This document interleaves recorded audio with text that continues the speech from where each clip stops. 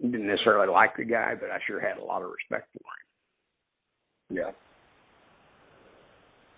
Oh, okay. So you think they're about as vulnerable as they've ever been right now because of the leadership change? I really do, because their VP of sales right now is a great guy, weak as hell. And you know, you probably wonder about me critiquing him. I used to be a CEO of a small company, and I was vice president of sales for Spectrum before they sold years ago. I managed 450 people. 350 of them were direct salespeople when we used to ship stores direct at Spectrum. So I'm not your average run-of-the-mill sales guy down here calling on Walmart. I chose to do that, 18 years ago for personal reasons. Right. And Fiskars is very vulnerable right now. And, they've lost big chunks of their Gerber knife business at Walmart. Oh. So I guess, how would you approach them to negotiate then if you were on the other side of the table at a high-low retailer? So maybe not a Walmart. A place like Michael's, Hobby Lobby, or Joanne. How would you approach them? I would want to make certain that I was getting a price that allowed me to average at least the same margin that you're doing with a Walmart. And I don't think very many people approach it that way. Can you really get a good estimate on what you're doing on the low price promotions?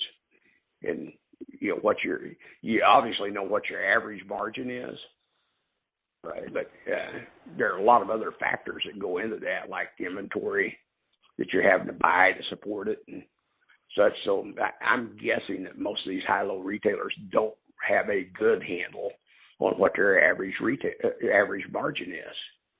They know what the average margin is, but not in pure dollars if you take all the overhead into it that's involved in doing business that way. And my guess is, at the end of the day, Walmart is a lot more profitable.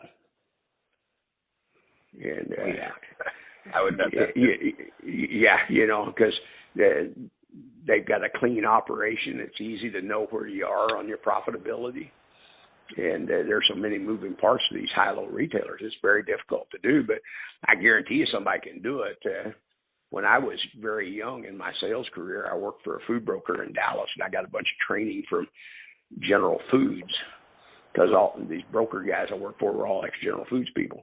And I used to do a pitch to all the grocery people in Texas, will a real prophet please stand up? And I'd take them through all the overhead that they were overlooking, because if they only had to sell one case of my product to generate the same dollars as a guy that they had to sell 3 cases, then that wasn't the same profit any way you looked at it. And even Walmart doesn't take that into good consideration here.